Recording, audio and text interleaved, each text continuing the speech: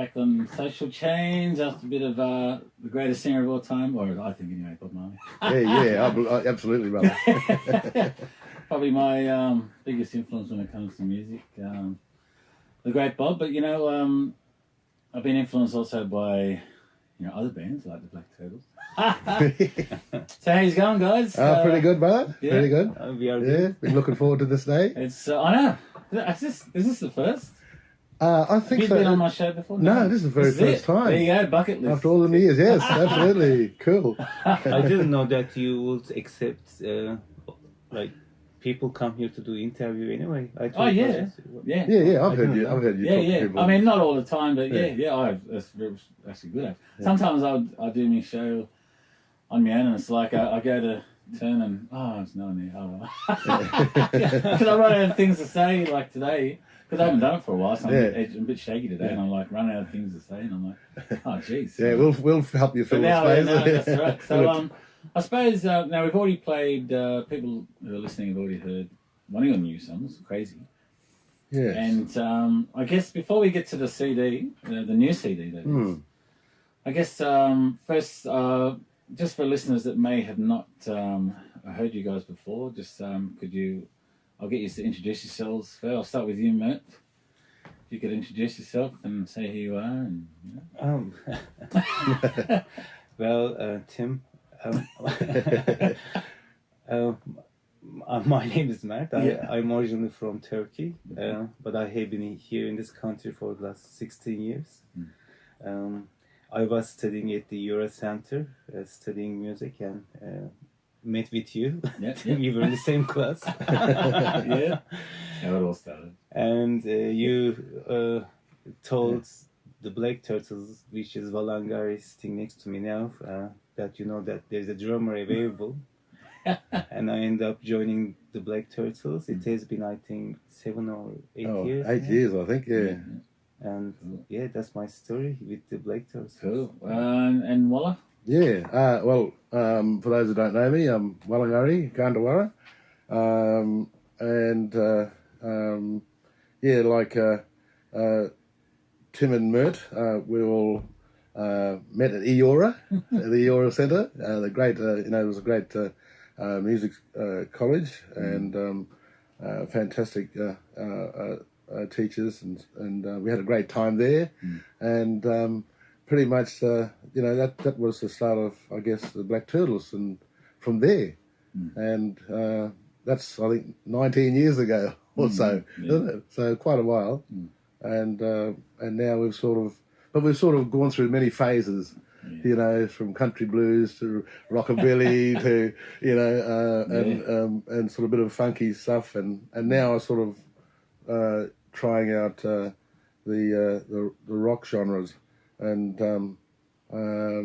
that's actually taken us quite a while. I think 3 years, really, pretty much when we started writing, and we were actually here in Koori Radio for, I think, 2 years before we even played anywhere. So it was 2 years in the studio. Yeah, right. And just pretty much Mert and myself. And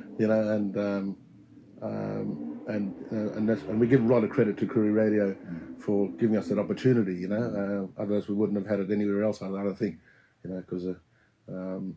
That's been fantastic for us. So thank you, Koori Radio. Absolutely.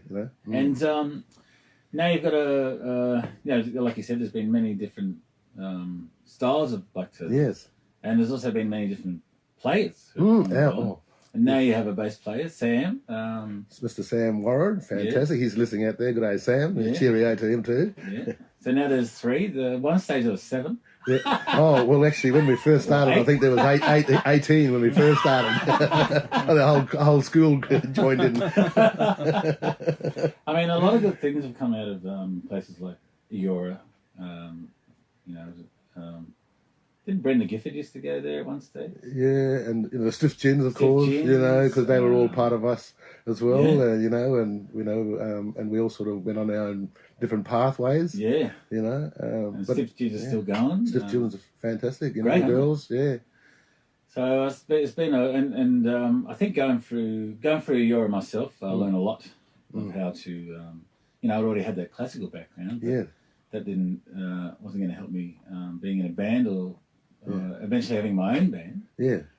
I've always wanted to do reggae, and hopefully maybe one day Black Turtles can go for a reggae face. Well, I think initially you're a bit of a shy bloke there. yeah. To break you out of your shell. Yeah, I know, right? Turtle shell, that is. Well, that's what Black Turtles did. You know, I was happy to sit at the back and just pad and just play the keyboard. Yeah. But then watching you and others who I admired. Thank you, brother. Yeah. Fantastic.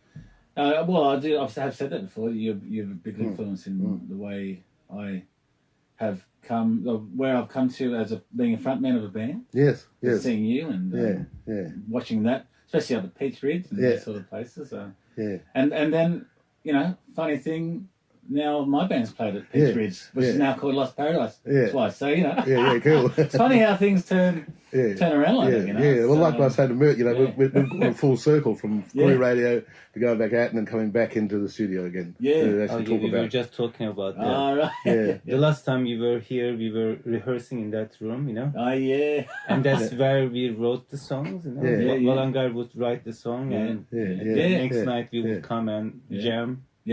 In that room, and now we are back with the CD, you know. That's right. Yeah. No, that's great. And speaking of the CD, you know, we've already played Crazy. Yes. So can you, before we play another song, and I'll get you guys to pick the next song which we'll play. Yeah. Crazy. So what's Crazy about? Well, it's a sort of like you know. It's about my relationship, and I don't want to, you know, my wife's out there listening to my darling. Don't go into detail. So but it's about how I, you know, my you know, when you're in love, you know, and you just life can be crazy sort of thing, you know, but it's you know, I've been married 27 years. Yeah. You know, and I thought I'd never ever reach 27. 2 years was always one, you know. But I've been 27 years with my darling, and you know, and you know, we get on well, and we work really hard together, and you know, and she's my greatest critic, you know, and but you know, greatest supporter, and so you know, as well, and in that way, her you know, critique has sort of helped me evolve as well. You know, saying, oh, you know, well, you should sort of, it's like being my muse. She calls herself my muse sometimes. Hello, darling. So it's about love. You know, a lot of my songs are about love for your fellow person, for your family, for your wife. No, so, you know, because I think Aboriginal culture is based on that, you know, idea and that idea of, you know, love and respect. You know, and caring for.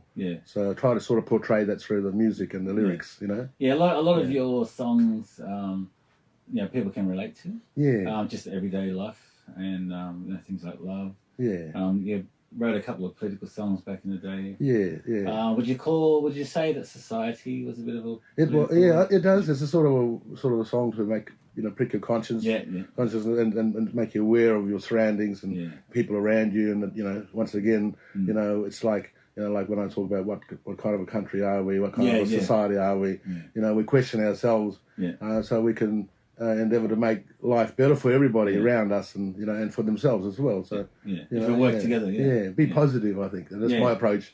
Now a lot of your songs are like that, similar to, you know, the message that you know, we were mentioning Bob Marley before. The message that he gives is one about unity and love. Well, you know, it was him actually, because when I was teaching at university, doing my first teaching up in Darwin, I actually read Bob Marley's life story. So and it was his book actually that drove me to write my own, because he's in one of his books, in his book, he mentioned that, you know, believe in yourself and, you know, write your own songs. And that's always been, you know, he's always been in my head in that regard. You know, just believe in yourself and write your own songs. You know, and what you want to tell people about. You know, so in the nicest possible way. Absolutely. You know. Some people go the other way and be a bit angsty, like the Sex Pistols and that. Each to their own. It's easy. It's easy to do that, but you know. It is easy to do that. So I'm gonna ask you to maybe pick another song from the new CD, and we'll play it. And we'll maybe we could do Feel the Breeze. Feel the Breeze. It's a bit of a rocky, and I just want to sort of mention out there too, I've got 3 CDs here that I want to give away today. Oh, yes. So I'm going to ask a question after that song. Yeah. And if people want to ring through, Yeah. how can we do that? Can they ring the studio or ring? They can ring the studio during a song. It's not set up to be able to talk, Yeah. but they can ring the studio during a song And leave their number? and leave their number or details, and then we can sort it out from there. Yeah. Fantastic. Yeah. All right. All right. Do they have the number? Eh? Do they have the number? The number here is 9384 4011. That's 9384 4011. And call in during while we're playing music, and I'll quickly answer and get your details down, and we'll get you a CD from the Deadly Black Turtle. So we're going to play number 4. Number 4. Feel the Breeze, and when we come back, we'll have a little yarn about what that song's about. Yeah. Yeah, it's great for you. Thanks for coming in, man. It's really good. Yeah, thank you, Bus. And yeah, we'll get on to listen to some more Deadly Black Turtles. You're listening to Koori Radio 93.7 FM. Social Change.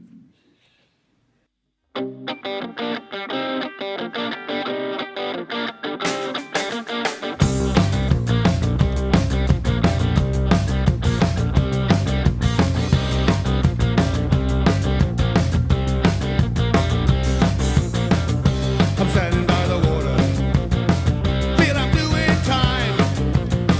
I don't know what as I said, but I wanna make it right.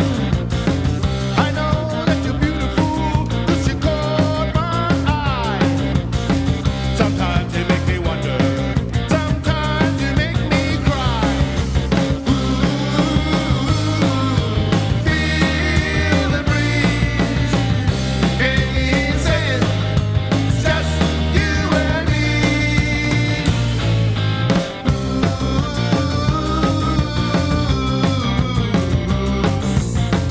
All I wanna do is travel far distant lands, meeting all the kind people, shake their hands. But I can feel the trouble that the people are in. But you can't get away from it, 'cause that's the way it's been. Ooh,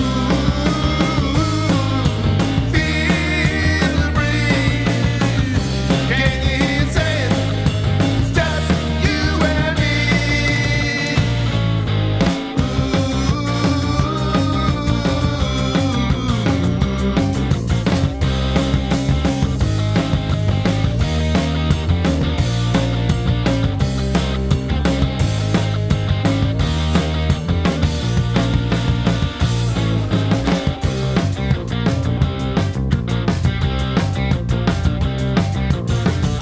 I wish that all the world could be in a better shape.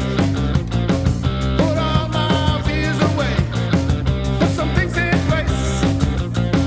For the people, if we want to stick around, we gotta make a decision. If we hell or heaven bound. Ooh,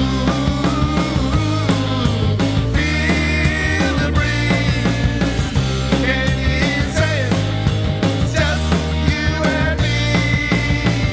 Hey, sweet baby, can you feel the breeze? Can you say it? It's just you and me.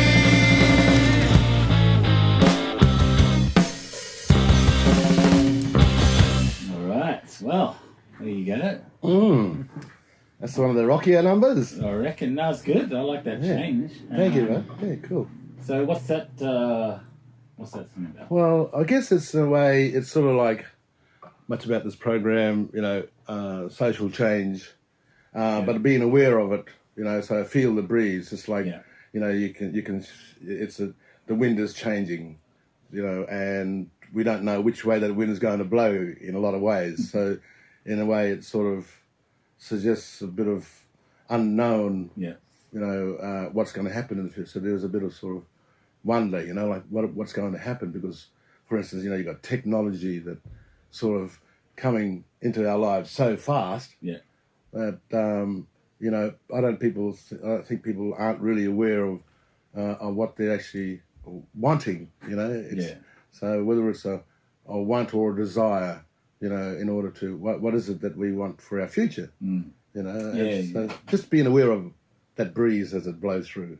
Yeah, that's right. Now I was actually sort of touching on that sort of thing before he came in.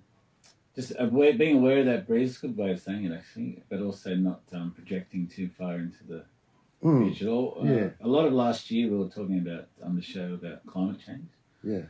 And sustainability and being sustainable and just we brought someone in to talk about the big picture of global warming, but I wanted to make it, because it's community radio, I wanted to make it so it wasn't so, didn't want to speak on the big global scale as much, because then people might get the notion that they can't do much about it. Yeah. So we wanted to bring it back to grassroots and say, what can you do in the home? Like, not use plastic straws or... Oh, that's the scourge, isn't it? Things like that. Oh, Yeah. I always say that plastic straws, Yeah. and I, and just the other day, for instance, I do a lot of schoolwork, and we teach in schools. And as Diramu Aboriginal Dance and Didgeridoo, so we do all the traditional performances, and I'm playing didge, and the thing is that I was made aware of I'm always saying to my wife, we're going to change the way we do things, and trying to get plastic is a scourge, and I'm always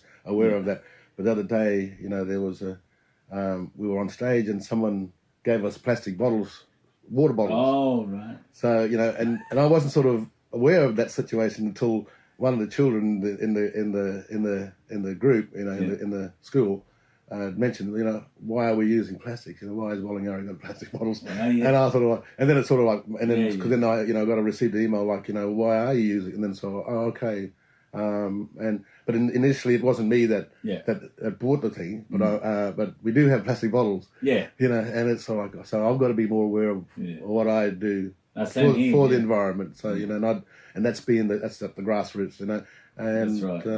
So be more conscious. Same with me, because I'm a big coffee drinker, and it's my new addiction. Mine too. Keep cups. I've made sure I've got a keep cup now. But I didn't bring it. I did a AA meeting this morning, and I didn't take my keep cup. And so I had a coffee in the normal.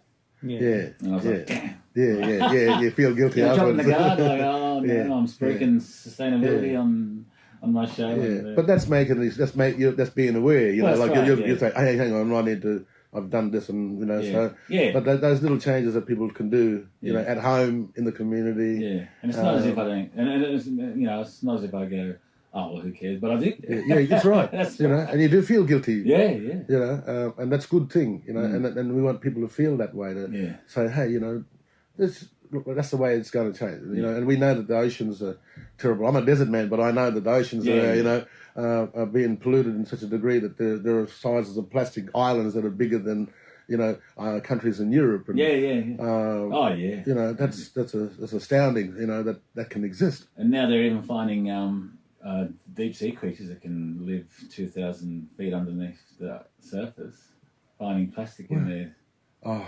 You know what I mean? So plastic, it's thousands of years it takes to break down. Well, sometimes some say that it doesn't even break down; it just gets smaller and smaller and smaller particle until it actually enters your genes. And then that's from the smaller structure of your body, it's entering. Right. And it stays there. It doesn't go away really. It just gets smaller and smaller. Yeah.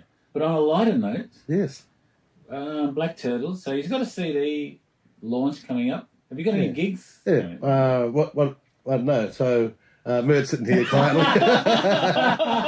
Sorry, he's on the spot. So we do have a gig. So I've got my first one lined up, which is at Chatswood, because I do a lot of work. I do a lot of work with Willoughby Council, Chatswood, especially when it comes to citizenship ceremonies. So I've been doing that for 20 years there. I paint up in my regalia.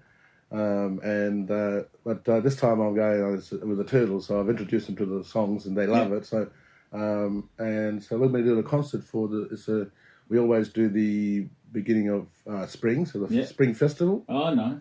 So we've got a 45 minutes set out there, and that's the first confirmed concert gig that we're going to do. Nice. And I'm trying to also arrange around town other gigs. So hopefully, when people do listen to this music today, that they will contact me and Mert and whoever, or Koori Radio. Also to find out about us and so we'll leave information with Koori Radio for people to find out. And, have you got a user on Facebook? We have a Facebook page. Cool. Yeah, so that's one. Don't underestimate Facebook. Facebook, is a good way for people to. I mean, a lot of our gigs, Greenhands, through Facebook, or just around the community and stuff. But, we haven't neglecting it. Yeah, we haven't been using it much, but we should. We should at least put some pictures and announce that we just released an EP. But I mean, there's a lot of this show and Koori Radio gets a lot of listeners. So absolutely, and we know it streams around the world. So so I said to Mert, what we're playing here is not just local; it's international. That's right. So we want to go and tour overseas. So we're actually thinking about going to Turkey. So. Oh, nice. And we also want to play at the Wembley Stadium. Oh, wow. Don't shed too small. Go. Speaking of Turkey, we've got Anzac Day coming up, Mert. Yeah. And as you know, the Greenhand Band plays for the Coloured Diggers March. But you want to do something a little bit special this year? I mean, you want to elaborate on that a little bit?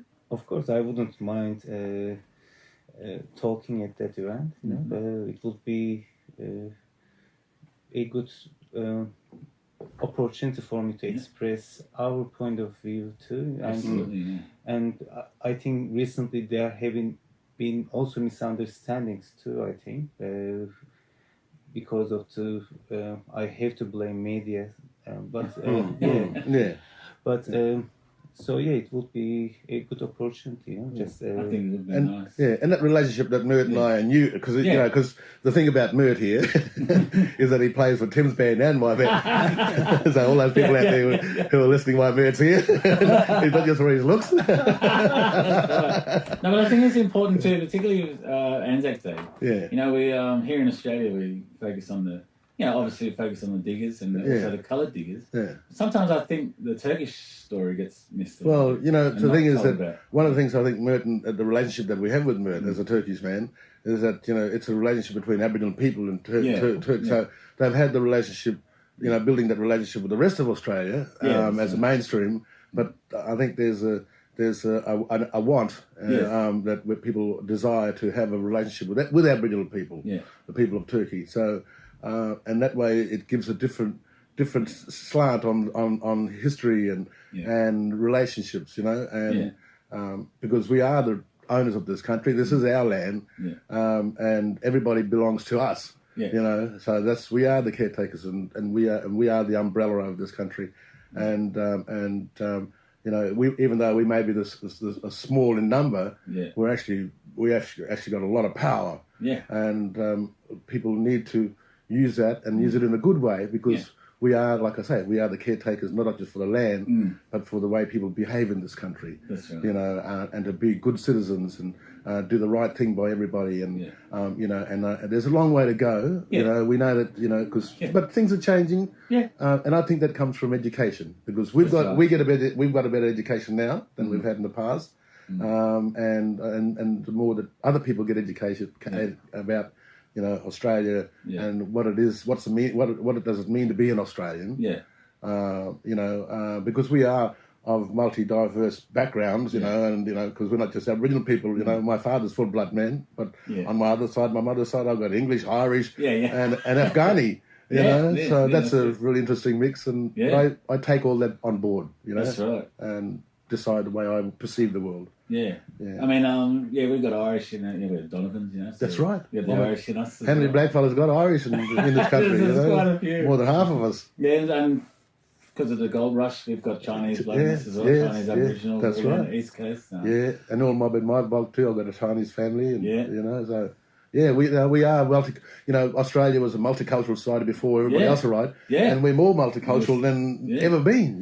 People don't realise that there was many countries and nations in this here in Australia before the white man came. It's like Gadigal, Darug. Well, there was 700, so different languages and everything. And so many. I think when people learn that history, it becomes fascinating. Because the more I learn about our mob as well as the rest of Australia, it then helps you make an informed decision about how you approach education, and how you direct your thoughts towards the way that people can change in order for the better. And that's all. And it doesn't take much, to change. And I think what we can do is that we can install that sort of change in children. Because I think those people who are stuck in their ways of thinking, they're harder to change. But it doesn't mean that they can't change. For one example, I'll give you a little bit. When I was teaching up in the Territory, and I had all these students from Kyoto Seika University, and I took them out bush for 2 weeks, hunting, gathering, and telling them stories with my uncles and all my family, and they just loved it. And there was one time in the evening where I was telling stories like we're talking today, and there was an Australian man and his wife, and they were driving the group around, but they were the cooks and the bus driver, and anyway, I was talking about Vietnam, and and Aboriginal people's involvement in Vietnam, because and why people fight wars, why do Aboriginal people have to go overseas and fight when so you question your moral judgment and all these sort of things, so I was telling these stories, and how and I wasn't just talking about Aboriginal people. See, I was talking about Australians fighting as well, and this relationship that Aboriginal fighters, soldiers had with white Australians over there, and that mateship, and then how we were treated when we came back. And then, so I was telling the story, and anyway, I went back to have a cup of tea after I was having a chat, and this fella came up and he goes, "Can I talk to you for a minute?" I go, "Oh yeah, sure." And he goes, "I'm a Vietnam veteran." I go, "Oh, cool." And he said, "I heard you talking." And he said, "I don't know what it is." He said, "But, I fought in Vietnam for this country and, for the right things. But when we came back, we were treated really badly, and we know that through history and, what happened, because, and so he said, we were never accepted back into our country." He said, "But tonight you did something to me." He said, "You brought me back home. And you welcomed me back home, even though you don't know it." He said to me, he said, "But I was listening to your conversation, and it touched my heart." And he started to cry, and he said, "Oh, he said, I was a racist once, up until tonight." He said, "But I'll never be a racist again." He said, "Can I give you a hug?" And I said, "Yeah, sure." And I gave him a hug, and that immediately he started crying, and he said, "Well, welcome back, my brother." And this is a white Australian soldier who fought in Vietnam, and even though I didn't fight, but I could have gone, when I was at that age, but thankfully I became a teacher instead. Well, we need the teachers, they're frontliners too. That's a good thing about teaching too. Well, I'm not a teacher, but I'm being a tour guide. We still get to have schools that do tours down at Barangaroo, and talking about that education. We still get to. So down there, we're just sharing the history of invasion. And when we say things like invasion, it's not to make the white man feel guilty. No, it's historical fact. Historical fact. It's historic, and that's what. And like I say, we come from both sides of the fence. See, we are Irish and English. I've got English blood too, And my great grandfather 4 times, he was an Englishman. So when I talk about this country, I talk about it from an Australian point of view. But I'm a black fella. So people will see me that, but I know I'm an Australian. But I don't openly use that term Australian because I'm more endeared to my mob. But at the same time, we all want to be accepted in this country. And that's the way that we as a country will head towards the way, and that's all about treating each other properly and respecting each other. That's right. And another good thing you mentioned before about some people set in their ways. One of the great surprises, and someone asked me once, "What's one of the things you love about working down at Barangaroo, being tour guide and sharing history?" And I said, well, one of the pleasant surprises was we get a lot of retired groups. So we get a lot of people in their 70s, 80s, 90s. And then we get the little young fellas. So those two are our biggest clientele. And with the older mob, we thought that these old white fellas, not going to. But no, it's the exact opposite actually. They come on our tours for a reason, and the majority of that reason is, and I've heard so many of these old people say it to us at the end of our tours or during our tours, is that they were so disappointed that they were never told the Aboriginal history Incredible. through the years, all the years, 70, 80, Absolutely. 90 years of age. Yeah. And they're so happy that they can come down to places like, not just Barangaroo, but Tribal Warrior, you know, Arnie Muggs, Rock Streaming Tour, things like that. And they can come and learn the history that they were never told. So, and for those old people to say that and say that they'll go back and tell their family and that they even at that age, they can bring that, they can. Well, they were in search of it, you know, but they didn't have That's to. right. Even they that, didn't have to go. You know, I mean, you know, when we were kids, you know, our history wasn't taught correctly to us, and it wasn't taught correctly to them. Yeah. You know, and this is, I guess, this is a time where we talk about change as being a positive thing, and directing the change to a more a society that, you know, is like I say, is caring and sharing and all those virtues that are Aboriginal virtues, because that's who we are. We want people to understand that's the way this country has always been. That's right. You know, and for tens of thousands of years. Yeah, that's right. You know, so this is a small, you know, glitch in our history. That's right. You know, but you know, we've got, you know, the longer our history, the longer we're around, the more interaction we have with the rest, and we help change people. That's right. For the better. Yeah. For the better. All right, so I reckon we Another one. So Mert, you choose a can song. pick this one. What do you reckon, Mert? Yeah, Mert's time to pick a song. Yeah. What song would you like to? Let's play the second one. I have got something to say. And Yeah. and after that we'll let you have that say.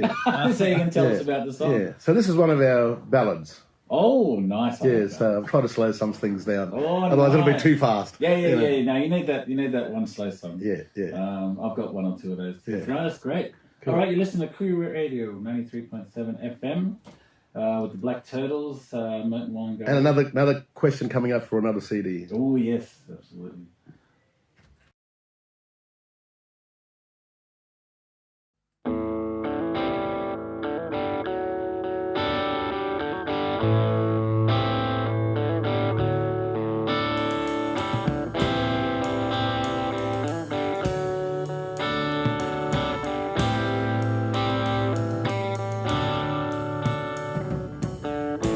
When you're sitting down alone by yourself, do you think of life and everything else?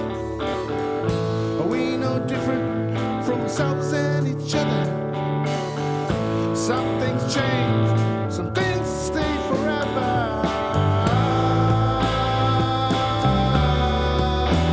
Stay forever.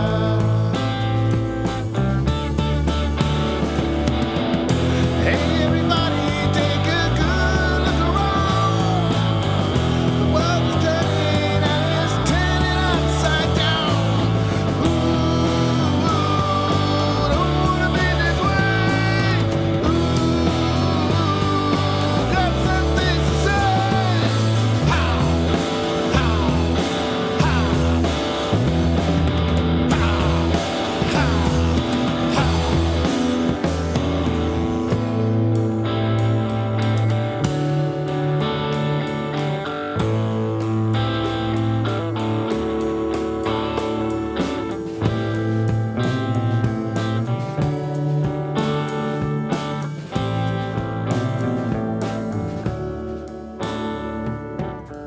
Somebody please tell me what's going on. I need some words for my next song. I know sometimes I'm thinking too hard. I gotta find the words right from my heart.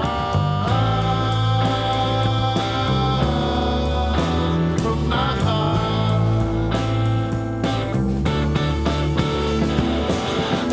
Hey everybody, take a good look around. The world's turning and it's turning upside down. Ooh,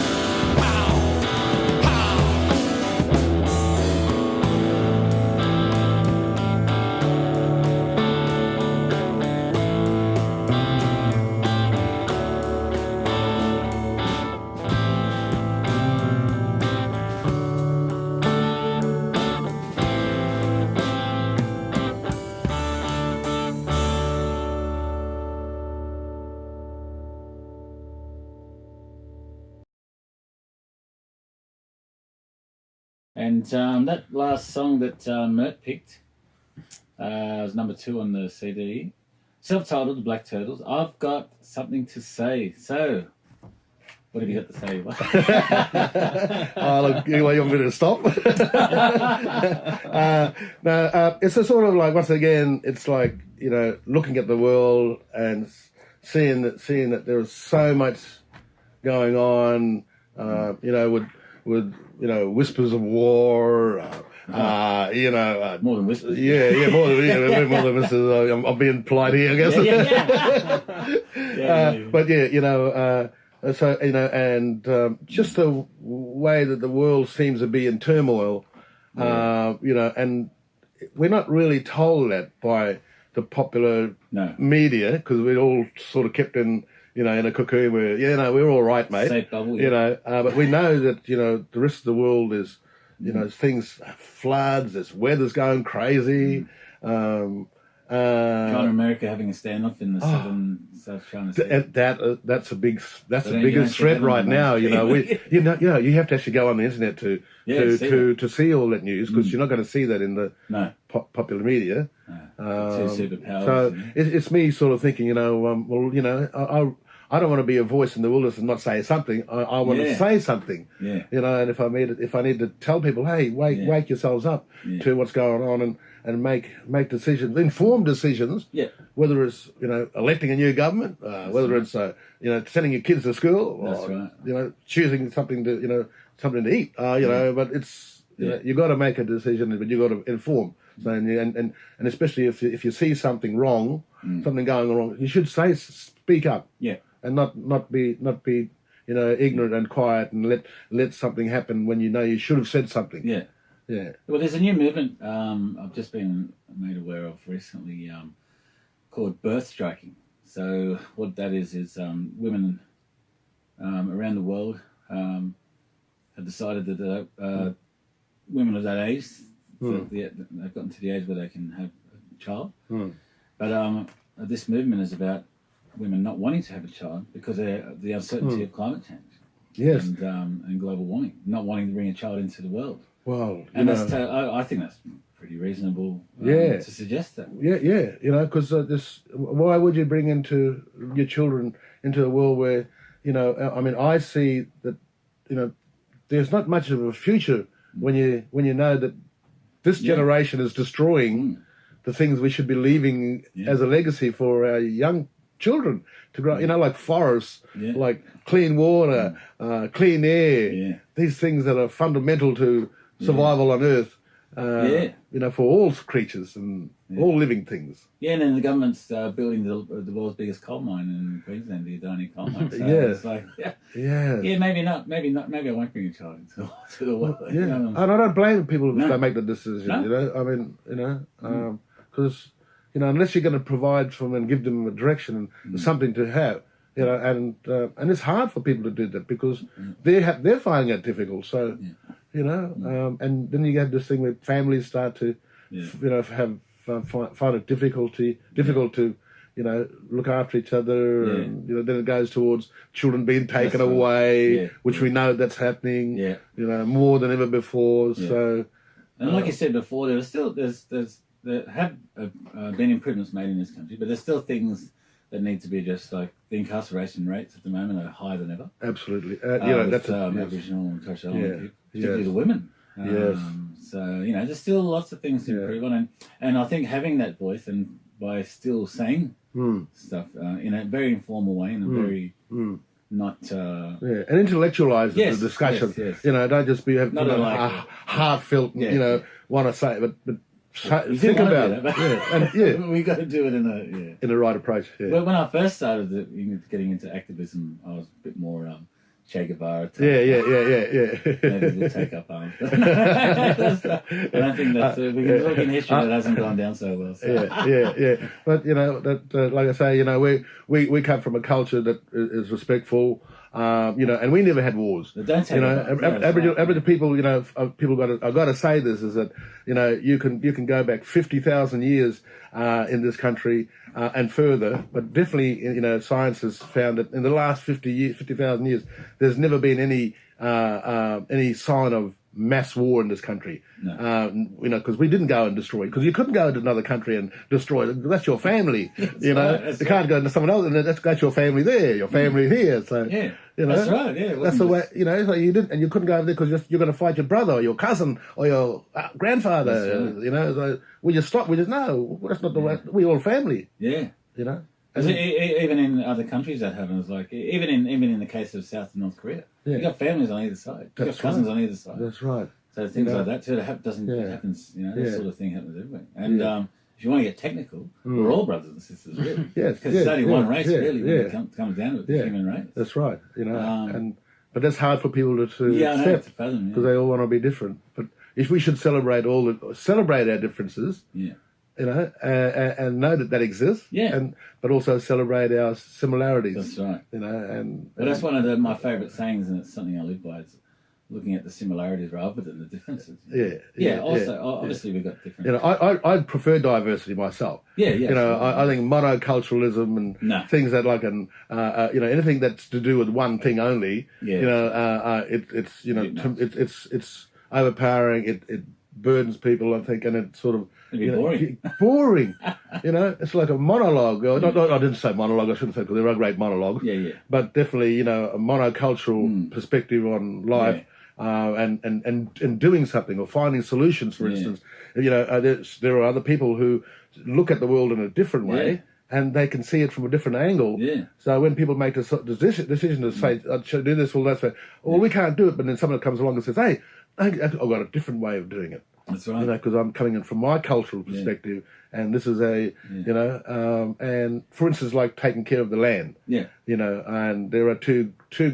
I think that I was mentioning this other night about these farmers. You know, and you need farmers, you need food. You know, and we're not say you can't have it, but you know, because we know that that's an imperative. You've got to have your food to feed everybody. Yeah.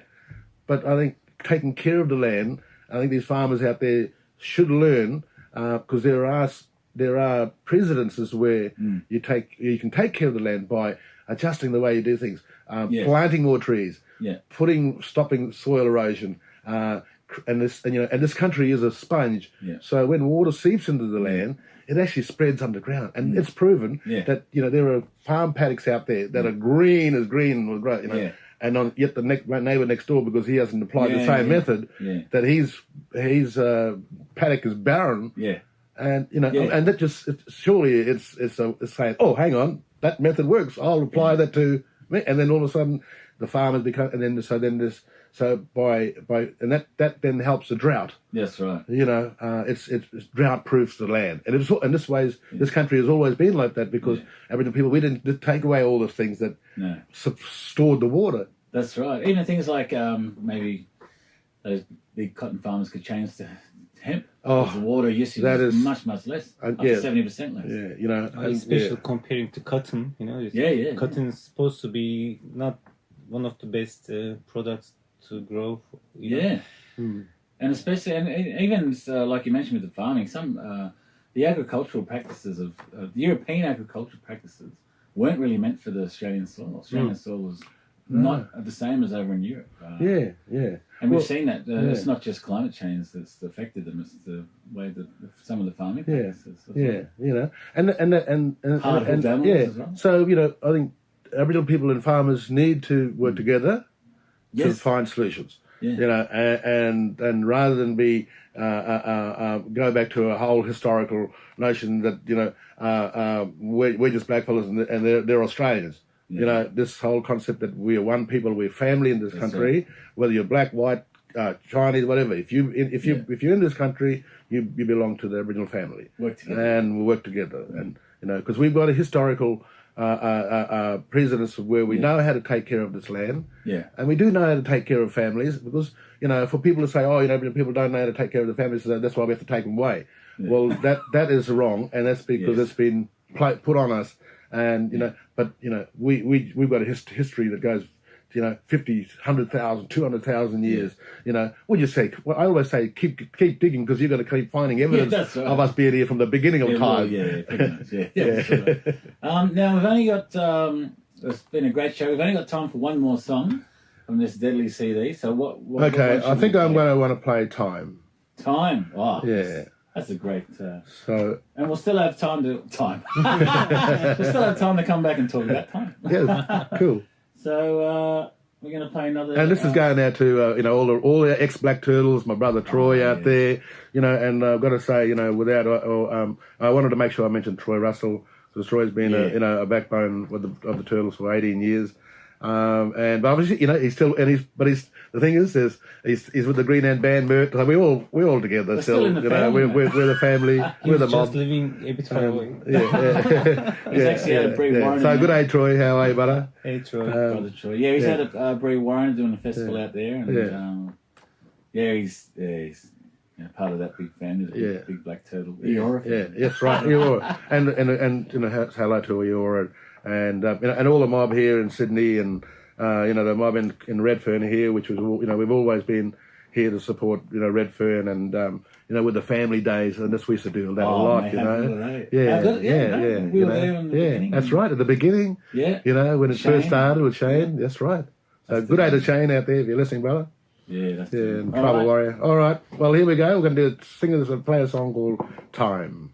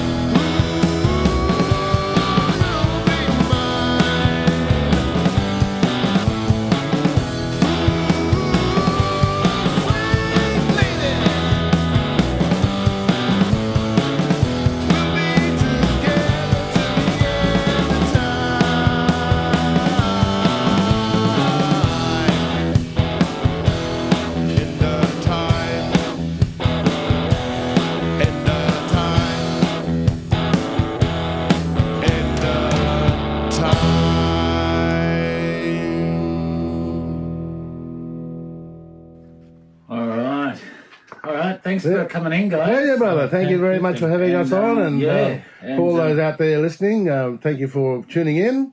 And keep aware that we're around. We're going to be doing gigs. By the way, can we just give our email? Yes, definitely. Yeah. So it's I'll give you the shorter one. D for David. DRF. So D Robert Fred. So DRF at walangari.com.au. So WALANGARI.com.au. Send us an email, and if you're interested in CDs, we'll get your details, and also check out Facebook as well. So The Black Turtles. The Black Turtles. Keep up to date on when our gigs are coming up, and we're looking forward to doing our next show. Thank you very much, everybody. Take care. God bless. We'll see you again. Oh, quickly, how much are the CDs? Oh, $22. All right, cool. No worries. Thanks a lot, guys. Cool. Being on the Thank show. you, Timbo. See you, man. Good. See you. Thanks.